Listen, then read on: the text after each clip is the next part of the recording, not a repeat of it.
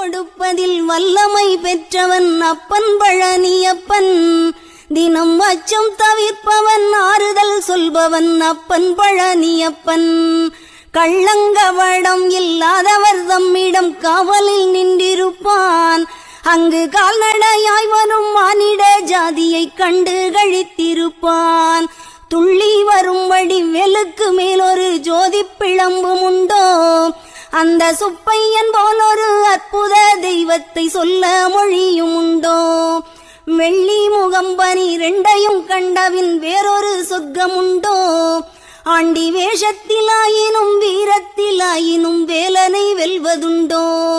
சித்தர் வணங்கிய சேவற்கொடியோனை சேர்ந்து பணிந்திடுவோம். அந்த சிக்கலிலாயினும் செந்திலாயினும் சென்று பணிந்திடுவோம்.